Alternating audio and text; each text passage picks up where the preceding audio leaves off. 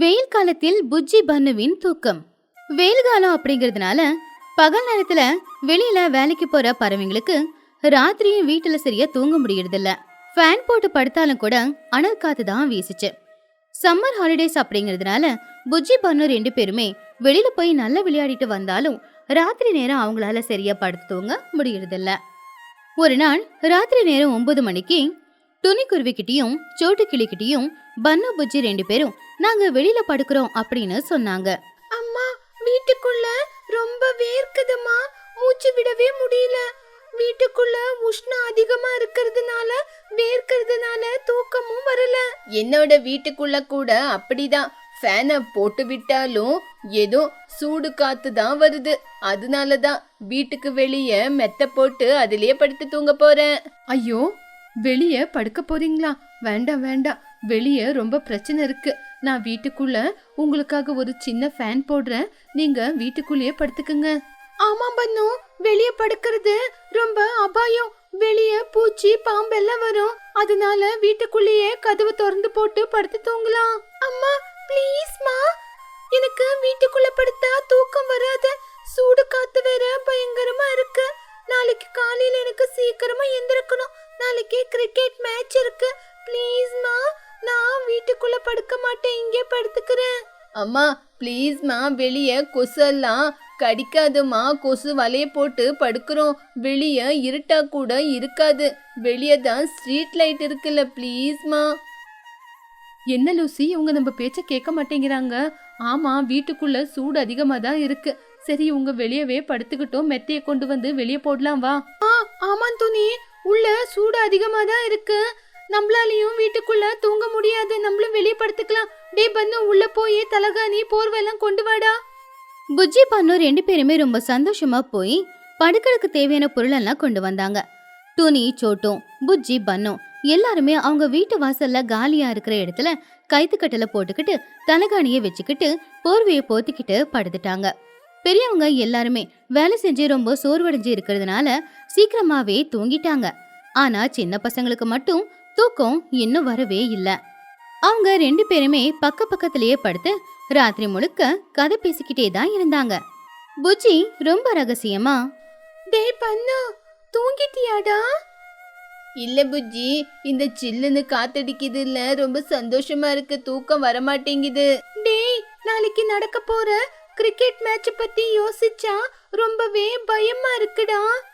எதுக்கு சொல்றேன்னா, நம்ம ஊரோட டீமோட வெளியூர் டீம் ரொம்ப ஸ்ட்ராங்குடா. எதுக்கு புஜ்ஜி பயப்படணும்? அதான் நான் இருக்கேன்ல. நான் பேட்டை எடுத்து ஒவ்வொரு 6 அடிச்சா பக்கத்து ஊருக்காரங்க நான் அடிக்கிற பால அங்கங்க தேடிக்கிட்டு இருக்கணும். நீ எதுக்காக பயப்படுற? டேய், நீ பெரிய சச்சின் தெண்டுல்கரா? முந்தா நேத்து சின்ன அடிச்ச பாலால நீ அவுட் ஆயிட்ட. நீ என்னவோ பெரிய இவ மாதிரி பேசுற. அது ஸ்லிப் ஆயிருச்சுடி, அதனாலதான் அவுட் ஆயிட்ட. நம்ம டீம்ல அந்த சின்ன ஒருத்தர் இருந்தா போதும். முதல்லயே அவங்க அம்மா பிஸ்னாரி, அவனுக்கு ஒரு பேட்டு கூட வாங்கி கொடுக்க மாட்டாங்க. அவனும் நம்ம பேட்டு வச்சுதான் விளையாண்டுகிட்டு இருக்கான். புஜ்ஜி சிரிச்சுக்கிட்டே, டே ஆமாண்டா, சிச்சு ஆண்டிய பத்தி தெரிஞ்ச விஷயம் தானே. முந்தா நேத்து குடிக்க தண்ணி கேட்ட. ஃப்ரிட்ஜில் வச்சிருந்த ஒரு 1/2 கிளாஸ் தண்ணியை கொடுத்துட்டு அவ்வளோதான், கரண்ட் பில் அதிகமாவது, கொடுக்க மாட்டேன்னு சொல்லிட்டாங்க. அந்த சிச்சு ஆண்டி பத்தி தான் நம்மளுக்கு தெரிஞ்ச விஷயம் தானே. சரி, நாளைக்கு 7 மணிக்கெல்லாம் நம்ம கிரவுண்ட்ல இருக்கணும். நாளைக்கு நீ சீக்கிரமா எந்திரிச்சிருவல? டேய், கண்டிப்பா நான் 6 மணிக்கெல்லாம் எந்திரிச்சிருவேன்டா. நீ தான் எந்திரிக்க மாட்ட. நாளைக்கு எங்கன்னா நீ லேட் பண்ண, நான் உன்னை சும்மா விட மாட்டேன். ப்ராமிஸ் புஜ்ஜி, நாளைக்கு காலையில ஃபர்ஸ்ட் நான் தான் எந்திரிக்க போறேன். அப்படி புஜ்ஜி பன்னு 2 பேரும் கிரிக்கெட் பத்தி, ஸ்கூலை பத்தி, அவங்க விளையாடுற விளையாட்டை பத்தி, அவங்க அப்பா அம்மா திட்டுறத பத்தி, சிச்சுவோட கஞ்ச பிஸ்னாரித்தனத்தை பத்தி பேசிக்கிட்டே இருந்தாங்க. அப்போ மணி 12 ஆச்சு. அதுக்கப்புறம் 1 ஆச்சு, 2 ஆச்சு. ஆனா அவங்களுக்கு டைம் போனதே தெரியல. அவங்க பேசிக்கிட்டே தான் இருந்தாங்க. கடைசியில ராத்திரி 3 மணி ஆச்சு. அப்பதான் அவங்க 2 பேருக்கும் தூக்கம் வந்து கடைசியில அவங்க 2 பேருமே படுத்து நல்லா கொரட்டை விட்டு தூங்க ஆரம்பிச்சாங்க. அடுத்த நாள் காலையில விடிஞ்சது. சூரியன் மேல வந்தா மணி கிட்டத்தட்ட 8 ஆயிடுச்சு. துணி சோட்டு 2 பேருமே உள்ள போய் வீட்டு வேலையை முடிச்சிட்டு வெளியில வந்தாங்க. அப்பதான் பாக்குறாங்க, புஜ்ஜி பன்னுவும் இன்னும் எழுந்திருக்கவே இல்ல. நல்லா கொரட்டை விட்டு தூங்கிக்கிட்டு இருந்தாங்க. என்ன சோட்டு, இன்னைக்கு இவங்க இன்னும் எந்திரிக்கல? எப்பவுமே காலையில 6 மணிக்கெல்லாம் எந்திரிச்சு கிரிக்கெட் ஆடுறேன்னு கிளம்பிடுவாங்க. இன்னைக்கு என்னன்னா 8 மணி ஆனாலும் எந்திரிக்கல? ஆமா துணி, இன்னைக்கு காலையில எந்திரிச்சு கிரிக்கெட் ஆடுறேன்னு சொன்னாங்க. இரு, நான் போய் எழுப்பிட்டு வரேன். பன்னு கிட்ட போய், டே பன்னு, எந்திரா, காலையில 8 மணி ஆயிடுச்சு, இன்னும் கிரிக்கெட் விளையாட போலியா? பன்னு கண்ணு கூட திறக்காம, இன்னும் 5 மினிட்ஸ் அம்மா, டோனி இன்னும் வரல, நானும் சீக்கிரமா எந்திரிச்சிடுவேன். துணி புஜ்ஜி கிட்ட போய், ஏ புஜ்ஜி, எந்திரிமா, வெளிய எவ்வளோ வெயில் அடிக்குது, நீ இன்னும் படுத்து தூங்கிக்கிட்டு இருக்க. ஆனா புஜ்ஜி கூட எழுந்திருக்கவே இல்ல. பால் அங்கதான் இருக்கு, போய் எடுத்துட்டு வா. சோட்டு, இவங்க எந்திரிக்கிற மாதிரி தெரியல. நைட்டு முழுக்க தூங்கல போல, அதனாலதான் எதேதோ பேசிக்கிட்டு இருக்காங்க. துணி, எப்பவுமே காலையில சீக்கிரமா எந்திரிச்சு ஸ்கூலுக்கு கிளம்புறாங்கள, இப்பதான் சம்மர் லீவ் விட்டுருக்காங்கள, பசங்க கொஞ்ச நேரம் தூங்கட்டும். வா, நம்ம போய் சமையல் செய்யலாம். ஆமாஞ்சோட்டு, இவங்கள பார்த்தா மறுபடியும் நம்மளுக்கே தூக்கம் வர போல இருக்கு. அப்படி துணி சோட்டு 2 பேருமே அங்கிருந்து போயிட்டாங்க. புஜ்ஜி பன்னு 2 பேரும் இன்னும் படுத்து தூங்கிக்கிட்டே தான் இருந்தாங்க. இப்படியே மணி 8, 9, 10, 10 ஆயிடுச்சு. கிட்டத்தட்ட சூரியன் உச்சிக்கே வந்துட்டான். பயங்கரமா வெயில் அடிச்சுக்கிட்டு இருந்தாலும் கூட அதையும் பொருட்படுத்தாம புஜ்ஜி பன்னு 2 பேரும் இன்னும் நல்லா தூங்கிக்கிட்டு தான் இருந்தாங்க. கொஞ்சம் நேரத்துக்கு அப்புறமா மதியம் 12 ஆச்சு. சோட்டுவும் துணியும் வேலையெல்லாம் முடிச்சிட்டு வெளியில வந்தாங்க. அட, நேரம் பாத்தியா? 11:30 மணி ஆயிடுச்சு. இவங்க இன்னும் எந்திரிக்கவே இல்ல. இவங்களுக்கு வெயில் அடிக்குதா இல்லையா? ஆமா துணி, இவங்க உடம்பு பாத்தியா எவ்வளவு சூடா இருக்குன்னு. இனிமே சும்மா இருக்க கூடாது, நானே போய் எழுப்புறேன். பன்னுவ ஜோரா தள்ளி, டே பன்னு, எந்திரா, வெயில்ல உடம்பு சூடா இருக்கு, எந்திரிக்கிறியா இல்லையா? ஏய் ஷோ, வேண்டாம், ஐஸ்கிரீம் நானே சாப்பிடுறேன். துணி புஜ்ஜியோட காது கிட்ட போய் சத்தமா கத்துனா. புஜ்ஜி, எந்திரி, நேரம் ஆயிடுச்சு. அம்மா, லைட் ஆஃப் பண்ணுமா, கண்ணு கடிக்குதுமா. என்ன துணி, இவங்க எவ்வளவு எழுப்புனாலும் எந்திரிக்க மாட்டேங்கிறாங்க. ஆமா, இவங்க 2 பேரும் நைட்டு முழுக்க தூங்குனாங்களா இல்லையா? தண்ணி கொண்டு வந்து மூஞ்சிக்கு ஊத்த போறேன். அப்பதான் அந்த பக்கமா நடந்து வந்துகிட்டு இருந்த சிச்சு காக்கா புஜ்ஜி பன்னு இன்னும் 2 பேரும் படுத்து தூங்கிக்கிட்டு இருக்கிறதையும் அவங்கள எழுப்ப முடியாம சோட்டுவும் துணியும் கஷ்டப்படுறத பார்த்து அவங்க பக்கத்துல வந்தா. அட, என்ன துணி, இந்த 2 பசங்களும் இவ்ளோ வெயில் அடிச்சாலும் எந்திரிக்க மாட்டேங்கிறாங்க. இப்ப எந்திரிக்கிறாங்களா இல்லையா? ஆமாம் சிச்சு, இவங்க எவ்வளோ கத்துனாலும் எவ்வளோ திட்டுனாலும் சத்தம் போட்டாலும் எந்திரிக்க மாட்டேங்கிறாங்க. வெயிலு சூரியனே நெத்திக்கு வந்து உக்காந்துருக்கான். இப்ப இவங்களை என்னதான் பண்றது? சிச்சு கிண்டலா சிரிச்சு, இவங்களுக்கு என்ன சொல்றது? கும்பகர்ணனுக்கு சொந்தக்காரங்களாச்சே. என் பையன் சின்ன இருக்கானே, காலையில 6 மணிக்கு எந்திரிச்சு மேட்ச் ஆட கிரவுண்டுக்கு போயிருக்கான். உங்க பசங்களை பாத்தீங்களா? 11:30 மணி ஆனாலும் இன்னும் எந்திரிக்காம இருக்காங்க. என்ன சிச்சு, என்ன சொல்ற? காலையில 6 மணிக்கு உன் வீட்டு பக்கம் நான் வரும்போது சின்னு ஃபேனுக்கு அடியில படுத்து தூங்கிக்கிட்டு இருந்தானே, உன்னோட பெருமையை பத்தி எங்களுக்கு தெரியாதா என்ன? சிச்சு காக்கா பதட்டமா, அது ஒண்ணு இல்ல, அவன் சீக்கிரமா எந்திரிச்சு மறுபடியும் படுத்து தூங்கி இருக்கான். ஆமா, இன்னும் உங்க பசங்க என்ன இன்னைக்கு இவ்வளவு நேரமானாலும் எந்திரிக்கல? உடம்புக்கு ஏதாவது முடியலையா? ஹெல்த்துக்கு என்ன சிச்சு, இவங்க நல்லா தான் இருக்காங்க. இந்த சம்மர் லீவு விட்டாலும் விட்டாங்க, தூக்கத்துக்கு அளவே இல்ல. நேத்து நைட்டு வீட்டுக்கு வெளியில படுத்து தூங்குறோம்னு சொன்னாங்க. ஆனா தூங்கும்போது இவங்க தூங்காம பேசிக்கிட்டு உக்காந்தாங்கன்னு நினைக்கிறேன். அதனாலதான் இவ்வளவு நேரம் ஆனாலும் இவங்க எந்திரிக்கல. ஓ அப்படியா? சரி சரி விடுங்க, அவங்களுக்கு பசி எடுக்கும் போது அவங்களே எந்திரிச்சு சாப்பிடுவாங்க. சரி சரி, எனக்கு வேலை இருக்கு, கிளம்புறேன். சிச்சு அங்கிருந்து போயிட்டான். துணி, இன்னும் நம்ம என்ன பண்றது? இவங்களே இப்படியே விடலாம். அடிக்கிற வெயிலுக்கு சூடு அதிகமானா இவங்களே வருவாங்க, நம்ம உள்ள போய் உக்காந்துக்கலாம் வா. சோட்டுவும் துணியும் வேற வழி இல்லாம வீட்டுக்குள்ள போனாங்க. புஜ்ஜி பன்னு தூங்கிக்கிட்டு தான் இருந்தாங்க. வெயிலெல்லாம் போய் கிட்டத்தட்ட சாயந்தர நேரமே ஆயிடுச்சு. ஆனாலும் அவங்க எழுந்திருக்கல. ஒரு 5 மணி இருக்கும். அப்போ மெதுவா வெயிலெல்லாம் போய் சில்லுன்னு காத்து வீச ஆரம்பிச்சது. அப்படி சில்லுன்னு காத்து வீசும் போதுதான் புஜ்ஜியும் பன்னுவும் மெதுவா எழுந்திருச்சாங்க. அப்ப புஜ்ஜி கண்ணை தொடச்சுக்கிட்டே, அப்பா எவ்வளவு நல்ல தூக்கம் வந்துச்சுல. ஆமாம் புஜ்ஜி, என்ன வெளியே இவ்வளவு இருட்டாகிற மாதிரி இருக்கு, இன்னும் விடியலையா? புஜ்ஜி சுத்தி பார்த்துட்டு, டே சின்னு, ஊருக்குள்ள லைட் எரியுதுடா, என்னடா அதிசயம். நம்ம நேத்து நைட்டு தூங்கி இன்னைக்கு நைட்டு எந்திரிச்சிருக்குமா? அவ்வளவு நேரம் ஆயிடுச்சா?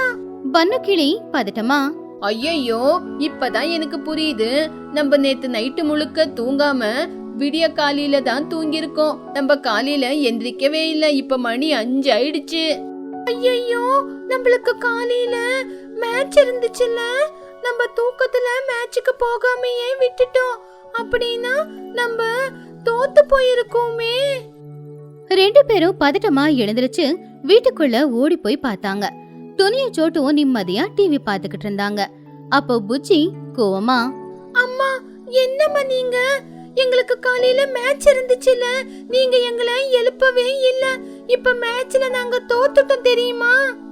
ஆமா ஆண்டி, எதுக்காக நீங்க எங்களை எழுப்பவே இல்ல? எவ்வளவு பெரிய மேட்ச் மிஸ் ஆயிடுச்சு தெரியுமா? எங்க ஃப்ரெண்ட்ஸ் எல்லாம் எங்களை திட்டிக்கிட்டு இருப்பாங்க.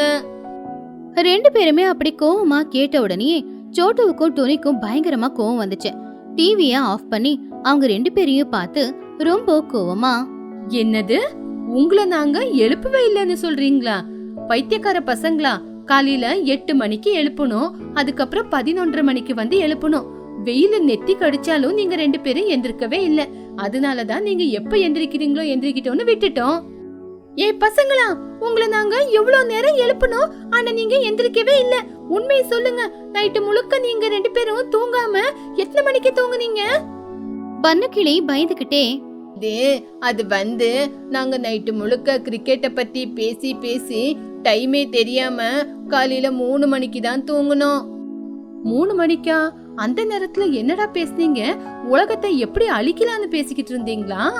காலையில 3 மணிக்கு படுத்தா 6 மணிக்கு மேட்சுக்கு எப்படிடா எந்திருப்பீங்க? உங்களை யாருடா எழுப்புவாங்க? புஜ்ஜி கவலையா, சாரி அம்மா, எங்களோட தப்பு தான். நாங்க தப்பு பண்ணதுனாலதான் எங்களால காலையில எந்திரிக்க முடியல. எங்க ஃப்ரெண்ட்ஸ் முன்னாடி மரியாதை போச்சு. இனிமே அவங்க எங்களை விளையாட்டுக்கு சேர்த்துக்க மாட்டாங்க. உங்களுக்கு சரியான தண்டனை தான் கிடைச்சிருக்கு. நைட்டு முழுக்க தூங்காம இருந்ததுனால தானே இன்னைக்கு உங்க மேட்ச்ல நீங்க மிஸ் பண்ணிக்கிட்டீங்க. உங்களுக்கு வேணும் இதெல்லாம். ஆமா, எங்க தப்பால தான் இன்னைக்கு மேட்சே மிஸ் ஆச்சு. இதுக்கப்புறம் வெளியே படுக்கவே மாட்டோம். வீட்டுக்குள்ளேயே 9 மணிக்கெல்லாம் படுத்து தூங்குறோம். அப்பதான் காலையில 6 மணிக்கு எங்களால எந்திரிக்க முடியும். அம்மா, எங்களுக்கு ரொம்ப அழுகழுகையா வருது. நாங்க போய் எங்க ஃப்ரெண்ட்ஸ மீட் பண்ணி எங்க டீம் சின்ன கிட்ட போய் மன்னிப்பு கேட்டு வரோம். துணி சிரிச்சுக்கிட்டே, போங்க போங்க, போய் மன்னிப்பு கேளுங்க. சின்னு காலையில இருந்து 10 தடவை வந்து உங்களை பாத்துருக்கான். எங்க டீமுக்கு வேண்டவே வேண்டான்னு சொல்லிட்டு போயிருக்கான். ஐயோ, இதுக்கப்புறம் நான் நைட்டு 9 மணிக்கே படுத்து தூங்கிடுறேன். அப்படி புஜ்ஜியும் பன்னுவும் தூங்க வேண்டிய நேரத்துல தூங்காம கதை பேசிக்கிட்டு இருந்ததுனால அவங்களுடைய ஃபேவரட் கிரிக்கெட் மேட்சை மிஸ் பண்ணிட்டாங்க. அவங்க செஞ்சது தப்பு அப்படின்னு அவங்க புரிஞ்சுக்கிட்டாங்க. அன்னையில இருந்து அம்மாக்கள் சொன்ன பேச்சு கேட்டுக்கிட்டு நேரத்துக்கு சரியா சாப்பிட்டு தூங்கி அவங்க நல்ல பசங்களா மாறினாங்க. மீனவனின் அதிர்ஷ்டம். மகை கணக்குக்கு 2 மருமகங்க. பெரிய மருமக பேரு துணிக்குருவி, சின்ன மருமக பேரு சோட்டுக்கிளி. புள்ளைங்க 2 பேரும் இப்ப வெளிநாட்டுல வேலை பார்த்துக்கிட்டு இருந்தாங்க. அவங்க ஊர்ல இருக்கும்போது ஆத்துக்கு போய் மீன் பிடிச்சு அத மார்க்கெட்டுக்கு கொண்டு போய் வித்து கை நிறைய அவங்க 2 பேரும் பணத்தை சம்பாதிச்சுக்கிட்டு இருந்தாங்க. ஆனா இப்போ புருஷங்க 2 பேருமே வெளிநாட்டுக்கு போனதுனால மீன் பிடிக்கிற பொறுப்பு துணிக்கிட்டையும் சோட்டுக்கிட்டையும் தான் இருந்துச்சு. அவங்க 2 பேரும் புள்ளைங்களை பாத்துக்க வேண்டிய ஒரு சூழ்நிலை இருந்ததுனால அவங்களால நிறைய மீனுங்களை பிடிக்க முடியாம போச்சு. அவங்களால முடிஞ்ச மீனுங்களை தான் பிடிச்சுக்கிட்டு வந்து அவங்க சந்தையில வித்து பணம் சம்பாதிச்சுக்கிட்டு இருந்தாங்க. அதுக்கு அவங்க மாமியார் மகிக்கழுகு தினமும் அவங்கள திட்டிக்கிட்டே தான் இருக்கும். ஏ துணி, லூசி, என்னது இது? இவ்ளோ குறைச்சலாம் மீனை கொண்டு வந்திருக்கீங்க. உங்க புருஷனுங்க மீன் பிடிக்க போகும்போது எவ்வளோ மீன் கொண்டு வருவாங்க. நீங்க என்ன கொஞ்சோண்டு மீன் கொண்டு வந்திருக்கீங்க?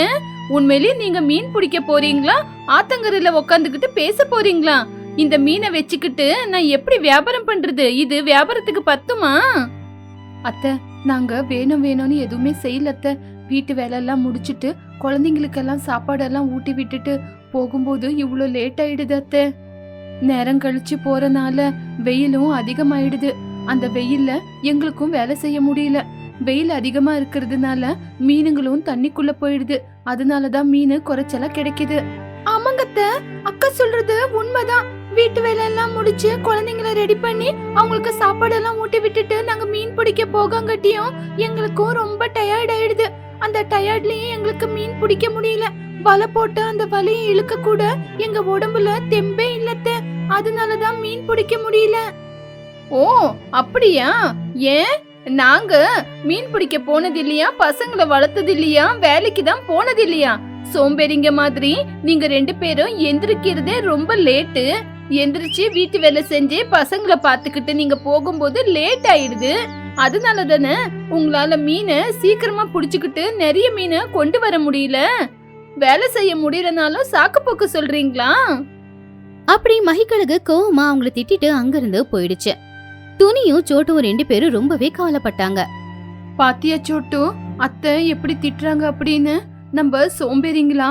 நம்ம வீட்டு வேலை எல்லாம் செய்யறது இல்லையா? வீட்டு வேலை எல்லாம் செஞ்சுட்டு போறதுனால தானே லேட் ஆயிடுது.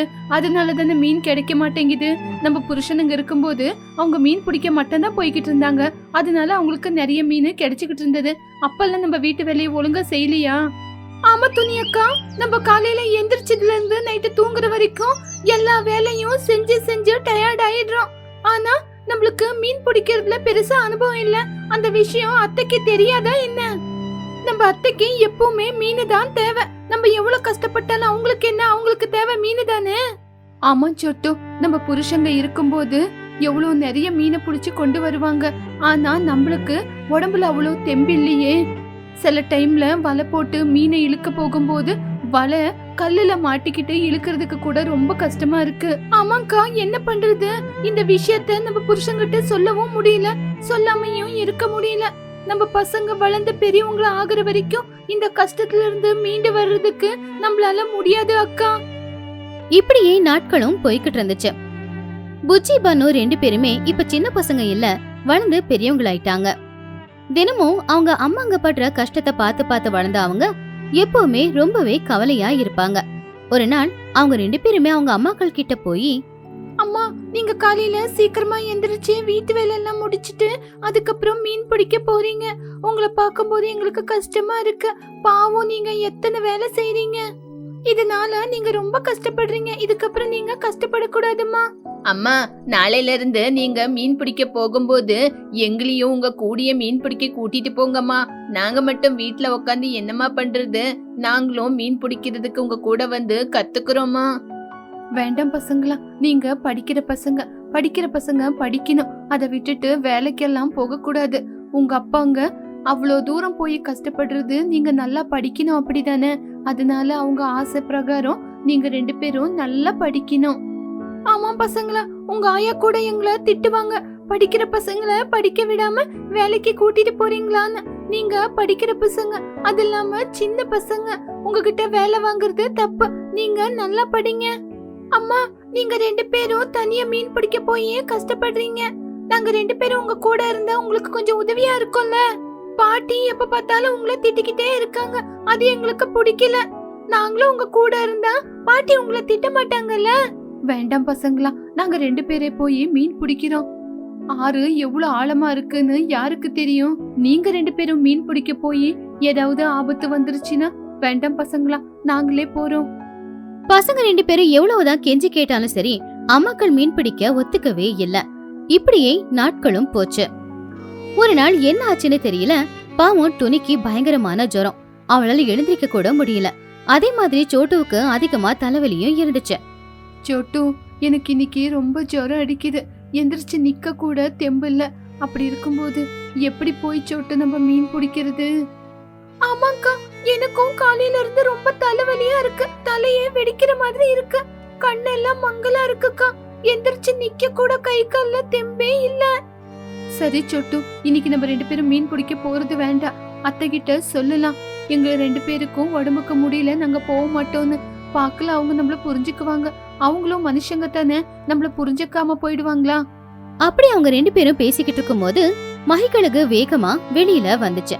அவங்க உடம்பு பத்தி கூட கவலைப்படாம அவங்க 2 பேர்கிட்டயும், என்ன சோட்டு, லூசி, இவ்வளவு நேரம் ஆனா கூட இன்னும் நீங்க மீன் பிடிக்க கிளம்பாம இருக்கீங்க. சீக்கிரமா கிளம்பி போங்க. அத்தை, இன்னைக்கு நானும் சோட்டும் மீன் பிடிக்க போலத்த. எனக்கு உடம்புக்கு ரொம்ப முடியல, ரொம்பவே ஜுரம் அடிக்குது. சோட்டுக்கும் ரொம்ப தலைவலி, அதனால இன்னைக்கு நாங்க போல அத்தை. அதெல்லாம் எனக்கு தெரியாது. ஊர்ல இருந்து நம்ம சொந்தக்காரங்க எல்லாம் வீட்டுக்கு வராங்க. அவங்க வீட்டுக்கு வரும்போது வீட்ல அவங்களுக்கு தடபுடலாம் சமைச்சு கொடுக்கணும்ல. நம்ம மீன் பிடிக்கிறவங்க. அப்படி இருக்கும்போது நம்ம வீட்ல மீன் இல்லைன்னா நல்லா இருக்குமா? அத்தை, எங்களுக்கு உடம்பு சரியில்லை அத்தை. அதனாலதான் நாங்க 2 பேரும் மீன் பிடிக்க போல. நம்மளுக்கு மீன் வேணும்னா யாராவது மீன் விக்கிறவங்க கிட்ட இன்னைக்கு மீனை வாங்கிக்கிட்டா சரியா போயிடும் அத்தை. என்னது, மீன் பிடிக்கிறவங்க கிட்ட வாங்கிக்கணுமா? இந்த வார்த்தையை சொல்ல உங்களுக்கு வெக்கமா இல்ல? நம்ம மீன் பிடிக்கிறவங்க. அப்படி இருக்கும்போது நம்ம போய் மீனை மத்தவங்க கிட்ட இருந்து வாங்குறதா? நீங்க 2 பேரும் மீன் பிடிச்சுக்கிட்டு வாங்க. மீன் குழம்புக்கு தேவையான எல்லா மசாலாவையும் நான் ரெடி பண்ணி வச்சிருக்கேன் அப்படின்னு சொல்லி மகிக்கழுகு கோவமா அங்கிருந்து போயிடுச்சு. பாவம் துணி சோட்டு 2 பேரும் வருத்தத்துல இருந்தாங்க. அவங்களுக்கு என்ன பண்றது அப்படின்னே புரியல. சோட்டு, இப்ப என்ன பண்றது? அத்தை எப்படி பேசுறாங்கன்னு பாத்தியா? நம்மளுக்கு உடம்புக்கு முடியலனாலும் அவங்களுக்கு எந்த பிரச்சனையும் இல்ல. நம்ம உயிரோட இருக்குமா செத்துமான்னு கூட அவங்களுக்கு தேவையில்லை. அக்கா, இப்ப அதெல்லாம் வேண்டாம்க்கா. அத்தை பத்தி நம்மளுக்கு தெரிஞ்ச விஷயம் தானே. நம்ம மீன் பிடிக்க போலனா வந்த சொந்தக்கார முன்னாடி நம்மள திட்டி மரியாதை எடுத்துருவாங்க. ஆமா சோட்டு, நீ சொல்றது கூட சரிதான். சரி, நம்ம உயிரை கையில பிடிச்சுக்கிட்டு எப்படியாவது கஷ்டப்பட்டு அத்தை சொன்ன மாதிரி நம்ம மீன் பிடிக்க போலாம் வா. அவங்க 2 பேருமே அப்படியே பேசிக்கிட்டு இருக்கிறத புஜ்ஜி பன்னு 2 பேருமே கேட்டுக்கிட்டு இருந்தாங்க. அம்மாக்கள் படுற கஷ்டத்தை பார்த்து அவங்க ரொம்ப கவலைப்பட்டாங்க. உடனே அவங்க 2 பேரும் வெளியில போய், அம்மா, நீங்க கவலைப்படாதீங்க. உங்களுக்கு தான் உடம்புக்கு முடியலல்ல. நாங்க இன்னைக்கு மீன் பிடிக்க போறோம். நீங்க எங்களை நினைச்சு கவலைப்படாதீங்க, பயப்படாதீங்க. எங்க மேல நம்பிக்கை வச்சு அனுப்பி கொடுங்க. வேண்டாம் பசங்களா, உங்களுக்கு மீன் பிடிக்கிற அளவுக்கு தெம்பு இல்ல. ஆறு வேற ரொம்ப ஆழமா இருக்கு. உங்களுக்கு ஏதாவது பிரச்சனை வந்துருச்சுன்னு பயமா இருக்கு. அம்மா, எங்களுக்கும் மீன் பிடிக்க தெரியுமா? நீங்க மீன் பிடிக்க போகும்போது உங்க கூட நாங்க எத்தனையோ தடவை வந்திருக்கோம். அது மட்டும் இல்லம்மா, உங்களுக்கு தெரியாம நிறைய தடவை எங்க ஃப்ரெண்ட்ஸ் கூட போய் மீன் பிடிச்சிருக்கோம். அத்தை முதல்லயே சொல்லிட்டாங்க, பெரிய பெரிய மீன் பிடிச்சுக்கிட்டு வாங்கன்னு. பெரிய பெரிய மீனை பிடிக்க போனா உங்களுக்கு அந்த அளவுக்கு பலம் வேணுமே. அம்மா, நீங்க கவலைப்படாதீங்க. நாங்க மீன் பிடிச்சிட்டு வரோம். வீட்டுக்கு வந்த சொந்தக்கார முன்னாடி பாட்டி உங்களை திட்டுனா அதை எங்களால பாத்துக்கிட்டு சும்மா இருக்க முடியாது. எங்க மேல நம்பிக்கை வச்சு எங்க மீன் பிடிக்க அனுப்புங்கம்மா. ஆமாமா, நீங்க கவலைப்படாதீங்க. நாங்க 2 பேரும் போய் மீன் பிடிச்சுக்கிட்டு வரோம். உங்களுக்கு தான் உடம்புக்கு முடியல. நாங்க வர வரைக்கும் நீங்க ரெஸ்ட் பண்ணுங்க. பசங்க 2 பேரும் அடம் பிடிச்சதுனால இப்போ துணிக்கும் சோட்டுவுக்கும் வேற வழி இல்லைங்கிறதுனால அவங்க சரின்னு ஒத்துக்கிட்டாங்க. பசங்களும் மீன் பிடிக்கிறதுக்காக கிளம்புனாங்க. பண்ணா, இன்னைக்கு நம்ம அம்மாங்களுக்கு நம்ம தான் உதவி செய்யணும். ஒவ்வொரு நாளும் நம்ம பாத்துக்கிட்டு தானே இருக்கோம். அவங்க பாட்டிக்கிட்ட மாட்டிக்கிட்டு இவ்வளோ கஷ்டப்பட்டுக்கிட்டு இருக்காங்க அப்படின்னு. ஆமா புஜ்ஜி, இன்னைக்காவது நம்ம அம்மாங்க கொஞ்ச நேரம் ஓய்வு எடுத்துக்கிட்டோம்.